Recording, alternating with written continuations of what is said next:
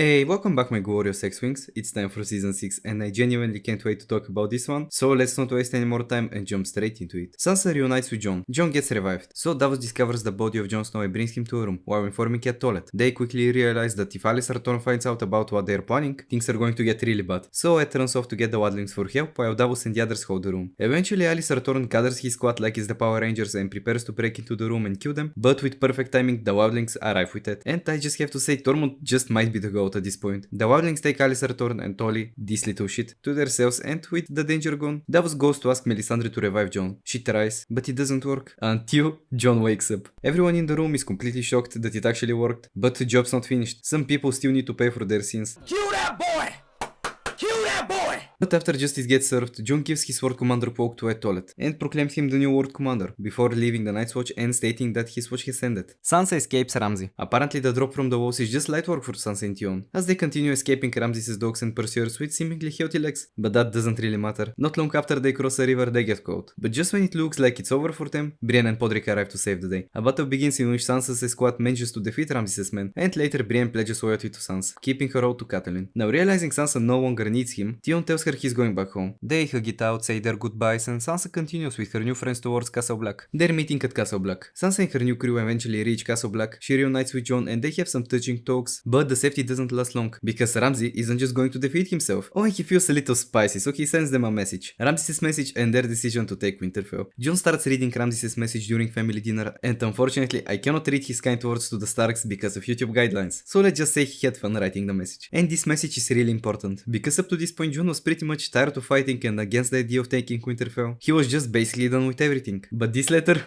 Yeah, Ramsay basically sealed his fate with it. Gathering forces. As Jon and Sansa gather forces for the siege on Winterfell, they manage to convince the Wildlings, who are extremely loyal to Jon at this point, because Tormund is Loki the GOAT, and even get a whopping 62 men from House Mormont after some tough negotiations. But not everything goes smoothly, as some houses turn them down, with Winter coming and Rickon being captured. Time is ticking, so Jon decides to just go for it. But since Sansa doesn't really agree, she secretly writes a message to Baelish, hoping for Knights of the Vale reinforcements. Ramsay losing his last bit of sanity. Okay, I'm just going to say it. Ramsay is the character Joffrey was supposed to be. He's cocky, ultra deranged, a full-on sociopath, and somehow, even with all these traits, he still manages to be interesting, funny at times, and straight up unpredictable. Which is why I like him so much. Honestly, I might just make a separate video about Ramsay when I'm done with the regular seasons. Anyways, this season Ramsay completely lost his marbles. Maybe let's start with the fact that he killed his own father, or wait, that might be too obvious for a start. Maybe that he brought his stepmother and newborn brother to be devoured by his trained dogs? Or simply how he then played a game of Chase the Kid with Rickon, right before the most important battle of his life. Just imagine if that final arrow somehow missed, he'd be at a huge disadvantage. But he just went for it. At this point it's not confidence, it's full-on mental illness, and I'm all here for it. The battle. After witnessing the Rickon situation, Jon completely loses control of his emotions and charges Ramsay, which almost gets him crushed to death. But then the real battle begins. People are dropping left and right, corpses pile up, chaos everywhere, and Ramsay pulls some crazy war tactic like he studied Prime Napoleon or something. He surrounds Jon's forces and pushes them towards a corpse pile, blocking their escape, and his soldiers use a full-on Spartan phalanx. This completely turns the battle around and all seems lost until the Knights of the Vale enter the battlefield, with Baelish and Sansa leading them. They absolutely annihilate Ramsay's forces and save Jon and company. Seeing all of this, Ramsay runs to hide behind Winterfell's doors. But Jon, Tormund and Woon sprint towards the castle, and right when Ramsay thinks he's safe, Woon breaks the door down. But no victory comes without sacrifices. Woon dies after Ramsay shoots him with an arrow, and Jon, completely enraged, grabs a shield, blocks Ramsay's shots, and beats him into a bloody pulp with his bare fists. And honestly, this is how a villain should get punished. Jon's beating is satisfying enough, but then Sansa lets Ramsay's own dogs devour him, giving him a taste of his own medicine. Perfect way to end things. It's not that Joffrey wasn't a good character, it's the fact that Ramsay just has the full package. The result. With some casualties, some close calls and a successful revenge, Jon and Sansa finally take their home back. But that's not all. As the gathered houses celebrate the victory, they proclaim Jon Snow as the new king of the north. Bran returns after missing season 5. So after disappearing from the story to have his own kind of training arc, Bran returns with his visions, which are basically a full-on DLC for the story. We learn that Hodor's real name is actually Willis, that the nymphs or fairies or whatever they are were actually the ones who created the White Walkers, and a few other important flashbacks like the one where Howland, Mira and George's father, and Tedder rescue Lyanna from a tower. They fight a couple of insanely skilled Targaryen knights who almost defeat them, but in the end Howland saves Eddard, and Eddard heads up the tower to save Lyanna. But as Ned begins walking up the steps, the three-eyed Raven snaps Bran out of the vision, telling him the classic, "If you stay too long, you might never return." Anyways, Bran is one curious lad, and later he tries to continue the earlier vision without his mystical friend, who is one sleepy boy.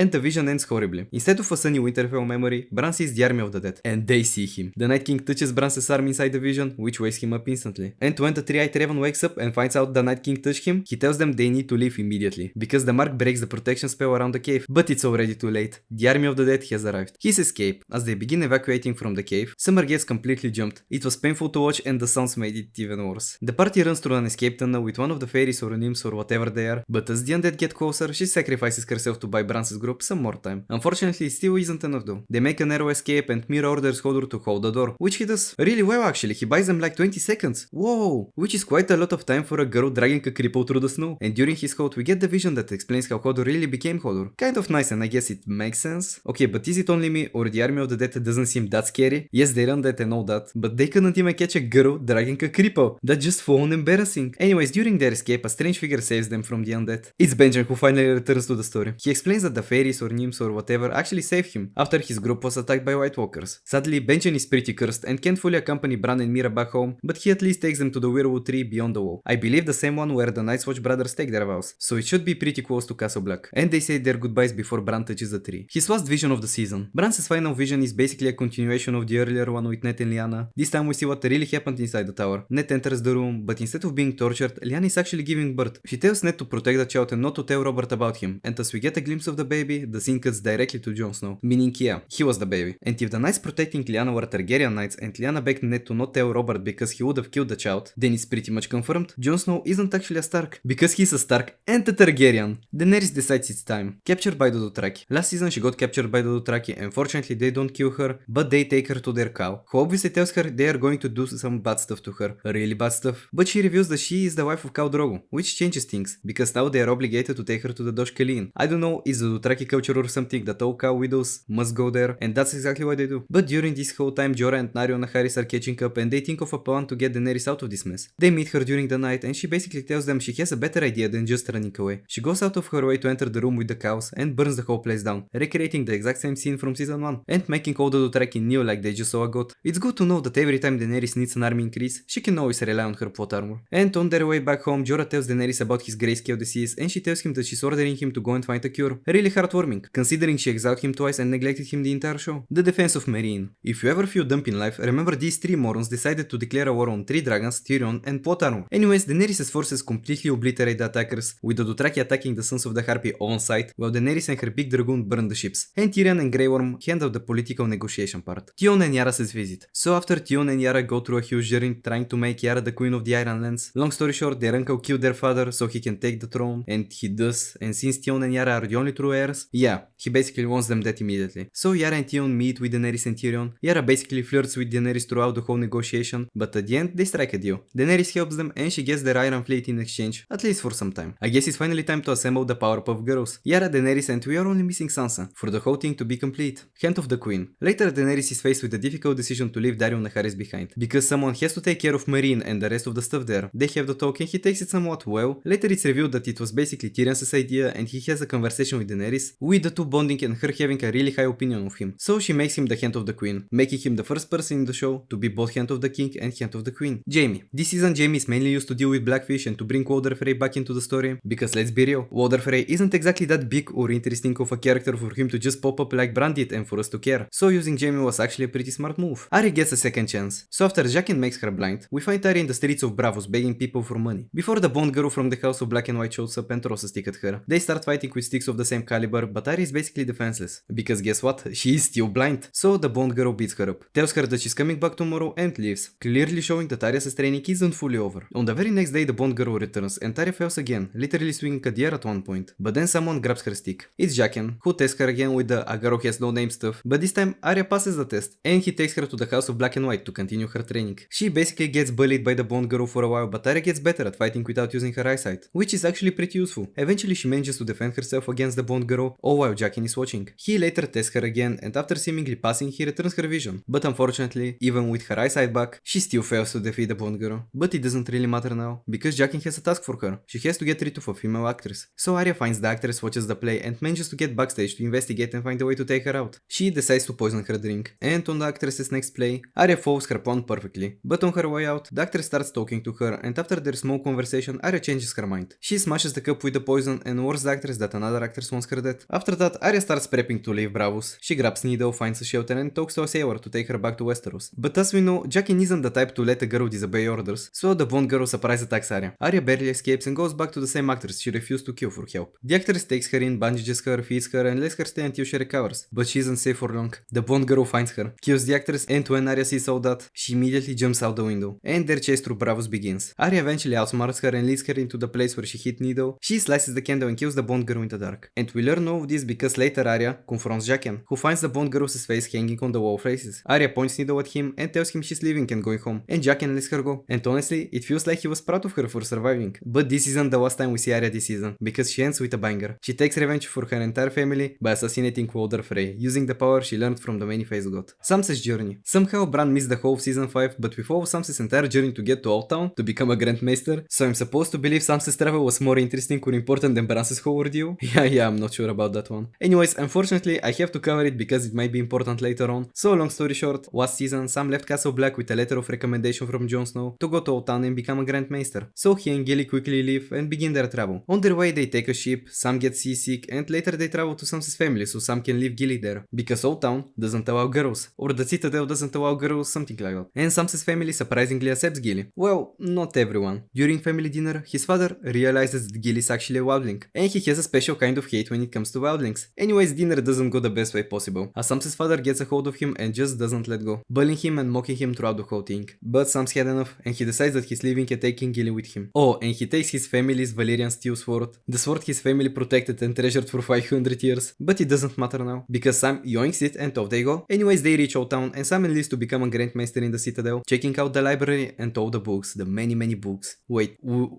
where's the sword? Where's the sword? King's Landing, the Sparrows. I hate them so much, I can't even put into words how much I despise this group of individuals. This is why things aren't supposed to be radical. Even fate, when pushed to an extreme where people follow it blindly without any reasonable thinking or decision making, can lead to disaster, as we saw with the Sparrows. They were devoted to God, but they were radically devoted, and everything they did wasn't to purge one's sin, it was just to give meaning to their own twisted sense of faith and righteousness. Imagine thinking that making Cersei walk through the entire city naked would make your God happy or satisfied with her atonement. That is just pure delusion and ignorance, and normally this wouldn't have gotten to me this much. But the whole time all of this was happening, the High Sparrow was basically grinning, acting like he was some divine messenger who was absolutely right about everything. That grin was basically a huge, you don't know how wrong you are, but I know, because I represent God. Varys' trial. The renowned and respected knight Varys Tyrell fights for the pride of his house and is tragically overpowered him, but wait, wrong script. What I meant to say is, Varys loses his sanity in prison, admits to sleeping with men during his trial, gets a tattoo carved into his forehead, and gets stripped of his titles and family name. Not gonna lie, even after the season 5 disaster, I still had hope for him. But yeah, it is what it is. Cersei's a trap card.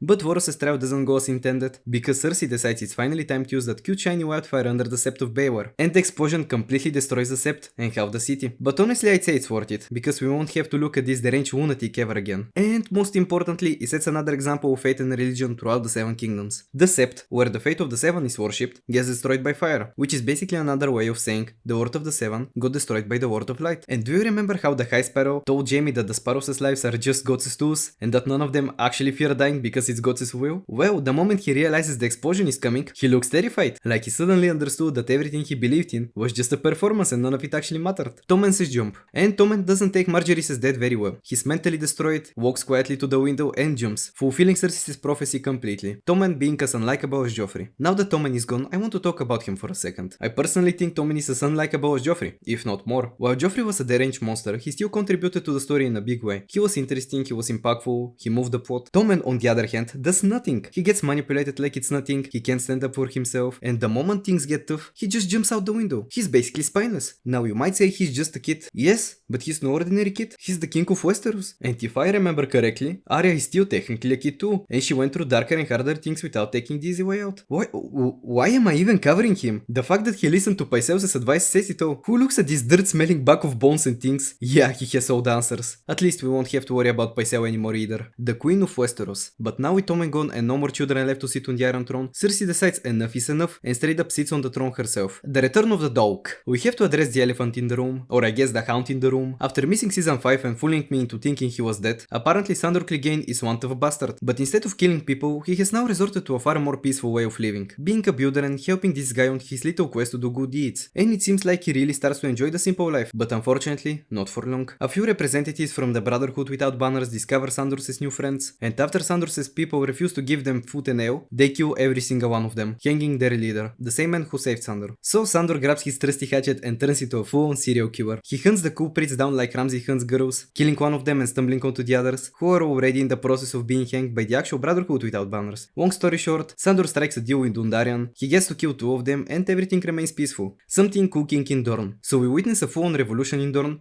Basically the Sun Snakes kill the King of Dorne, and later, after the whole King's Landing accident, Olenna Tyrell visits House Martell to seek companions for her revenge mission on the Lannisters, and they have a special guest, Varys. You just know that when Varys is somewhere, there is always something important plotting. Well, after a quite disappointing season 5, season 6 is definitely a more Game of Thrones kinda season, so I'll be giving it a strong 9.5 out of 10, because there were still some moments I didn't like as much. Love you guys, I'll see you in the next one.